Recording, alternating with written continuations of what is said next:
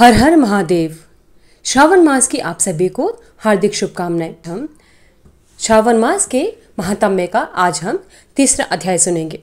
सनत कुमार बोले, हे भगवान, आपने श्रावण मासों का संक्षिप्त वर्णन किया है। हे स्वामीन, इससे हमारी तृप्ति नहीं हो रही, अतः आप कृपा करके विस्तार से वर्णन करें, जिसे सुनकर हे सुरेश्वर मेरे कृत्य हो जाऊंगा। ईश्वर बोले, हे योगीश, जो बुद्धिमान नक्त व्रत के द्वारा श्रावण मास को व्यतीत करता है वह 12 महीनों में नक्त व्रत करने के फल का भागी होता है। नक्त व्रत में दिन की समाप्ति के पूर्व सन्यासियों के लिए रात्रि एवं रात्रि में गृहस्थों के लिए भोजन का विधान है। उसमें सूर्यास्त के बाद 3 घड़ियों को छोड़कर नक्त भोजन का समय होता है। सूर्य के अस्त होने के पश्चात 3 घड़ी संध्या काल होता है। संध्या वेला में आहार, मैथुन, निद्रा और चौथा स्वाध्याय, इन चारों कर्मों का त्याग कर देना चाहिए। गृहस्थ और यति के भेद से उनकी व्यवस्था के विषय में मुझसे सुनिए। सूर्य के मध्य पड़ जाने पर जब अपनी छाया अपने शरीर से दुगनी हो जाए, उस समय के भोजन को यति के लिए नक्त भोजन कहा गया है। रात्रि भोजन उनके लिए नक्त भोजन नहीं होता। तारों के दृष्टिगत होने पर विद्वानों ने गृहस्थ के लिए नक्त कहा है। यति के लिए दिन के 8वें भाग के शेष रहने पर भोजन का विधान है। उसके लिए रात्रि में भोजन का निषेध किया गया है। गृहस्थ को चाहिए कि वह विधि पूर्वक रात्रि में नक्त भोजन करे और यति, विधवा तथा विदुर व्यक्ति सूर्य के रहते नक्त व्रत करे। विदुर व्यक्ति यदि पुत्रवान हो तब उसे भी रात्रि में ही नक्त व्रत करना चाहिए। अनाश्रमी हो अथवा आश्रमी हो अथवा पत्नी रहित हो अथवा पुत्रवान हो, उन्हें रात्रि में नक्त व्रत करना चाहिए। इस प्रकार बुद्धिमान मनुष्य को अपने अधिकार के अनुसार नक्त व्रत करना चाहिए। इस मास में नक्त व्रत करने वाला व्यक्ति परम गति प्राप्त करता है। मैं प्रातःकाल स्नान करूंगा, ब्रह्मचर्य व्रत का पालन करूंगा, नक्त भोजन करूंगा, पृथ्वी पर सोऊंगा और प्राणियों पर दया करूंगा। हे देव, इस व्रत को प्रारंभ करने पर यदि मैं मर जाऊं तो हे जगतपते, आपकी कृपा से मेरा व्रत पूर्ण हो। ऐसा संकल्प करके बुद्धिमान व्यक्ति को श्रावण मास में प्रतिदिन नक्त व्रत करना चाहिए। इस प्रकार नक्त व्रत करने वाला मुझे अत्यंत प्रिय होता है।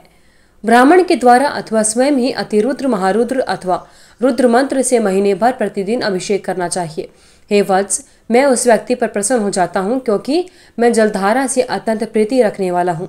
अथवा रुद्र मंत्र के द्वारा मेरे लिए अत्यंत प्रीतिकर होम प्रतिदिन करना चाहिए। अपने लिए जो भी भोज्य पदार्थ अथवा सुखोपभोग की वस्तु अति प्रिय हो, संकल्प करके उन्हें श्रेष्ठ ब्राह्मण को प्रदान करके स्वयं महीने भर उन पदार्थों का त्याग करना चाहिए। हे मुने, अब इसके बाद उत्तम लक्ष्य पूजा विधि को सुनिए। लक्ष्मी चाहने वाले अथवा शांति की इच्छा रखने वाले मनुष्य को लक्ष्य बेल पत्रों या लक्ष्य दुर्वादलों से भगवान शिव की पूजा करनी चाहिए।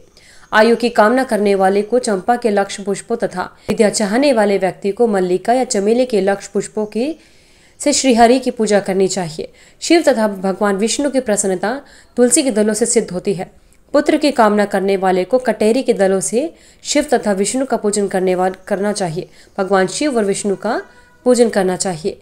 बुरे स्वप्न की शक्ति के लिए धान्य से पूजन करना चाहिए। देव के समक्ष निर्मित किए गए रंगवल्ली आदि से भिन्न रंगों से रचित पद्य, स्वास्तिक और चक्र आदि से प्रभु की पूजा करनी चाहिए। इस प्रकार सभी मनोरथों की सिद्धि के लिए सभी प्रकार के पुष्पों से यदि मनुष्य लक्ष्य पूजा करते हैं तो भगवान शिव प्रसन्न होते हैं। तत्पश्चात उद्यापन करना चाहिए, मंडप निर्माण करना चाहिए और मंडप के त्रिभाग परिमाण में वेदिका बनानी चाहिए। उसके बाद पुण्याहवाचन करके आचार्य का वर्ण करना चाहिए और उस मंडप में प्रविष्ट होकर गीत तथा वाद्य के शब्दों और तीव्र वेद ध्वनि से रात्रि में जागरण करना चाहिए। वेदिका के ऊपर उत्तम लिंग तो भद्र बनाना चाहिए और उसके बीच में चावलों से सुंदर कैलाश का निर्माण करना चाहिए। उसके ऊपर तांबे का अत्यंत चमकीला तथा पंचपल्लव युक्त कलश स्थापित करना चाहिए और उसे रेशमी वस्त्र से वेष्टित कर देना चाहिए।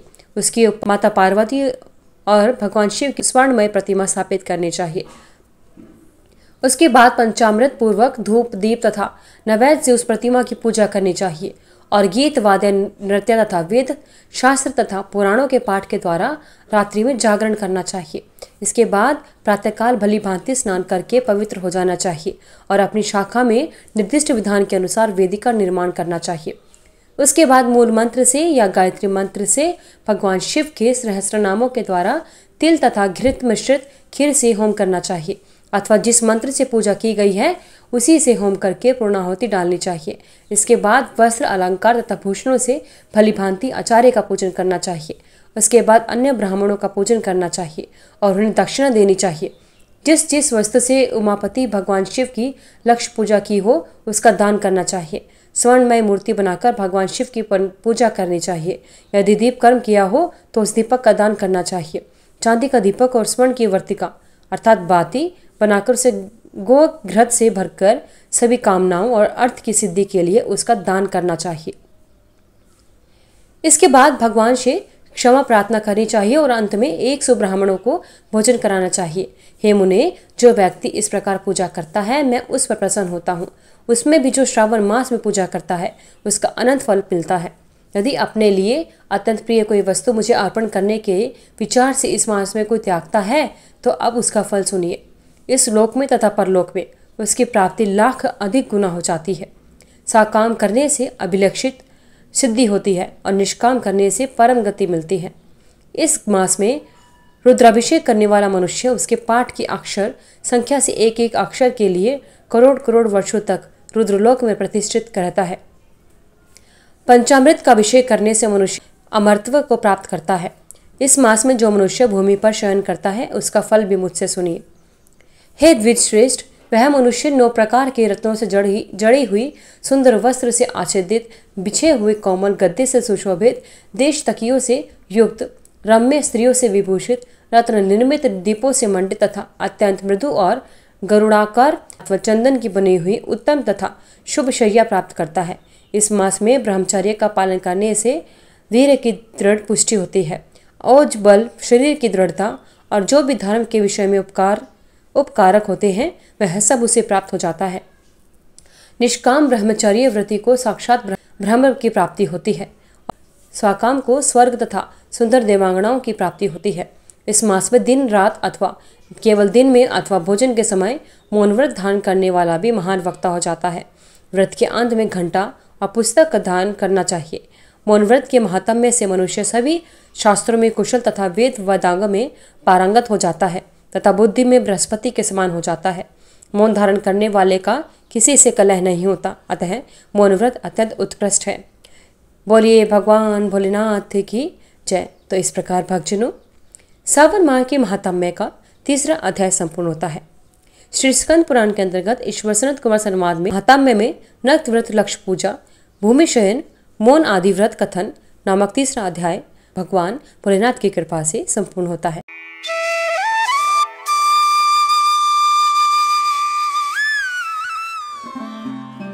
श्री शिवाय नमस्तुभ्याम। भगवान शिव और माता पार्वती की आप सभी पर कृपा बनी रहे। भगवान शिव के प्रिय महीने श्रावण मास की आप सभी को हार्दिक शुभकामनाएं। श्रावण अथवा सावन पंचांग के अनुसार वर्ष का 5वां महीना होता है। इसे वर्षा ऋतु का महीना या पावस ऋतु भी कहा जाता है, क्योंकि इस समय बहुत अधिक वर्षा होती है।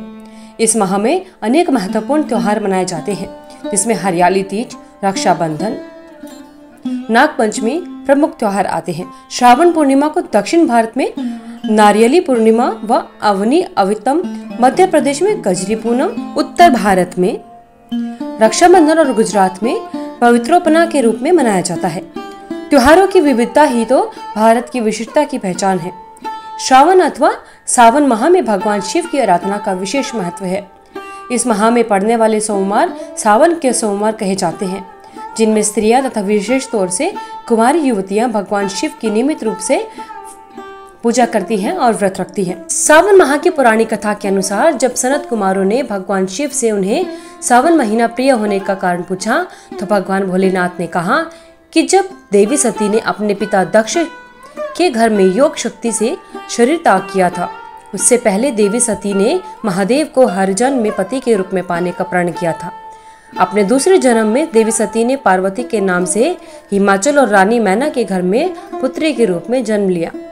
पार्वती ने युवावस्था के सावन महीने में निराहार रहकर कठोर व्रत किया और भगवान शिव को प्रसन्न करके उनसे विवाह किया, जिसके बाद ही महादेव के लिए यह विशेष हो गया।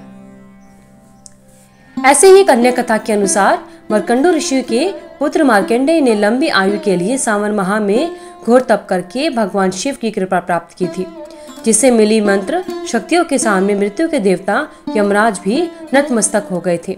भगवान शिव को सावन का महीना प्रिय होने का अन्य कारण यह भी है कि भगवान शिव सावन के महीने में पृथ्वी पर अवतरित होकर अपने ससुराल गए थे और वहां उनका स्वागत अर्घ्य किया गया था और जलाभिषेक से उनका स्वागत किया गया। माना जाता है कि प्रत्येक वर्ष सावन माह में भगवान शिव अपने ससुराल आते हैं। भूलोक वासियों के लिए भगवान शिव कृपा पाने का यह उत्तम समय होता है। पौराणिक कथाओं में वर्णन आता है कि इसी सावन मास में समुद्र मंथन किया गया था।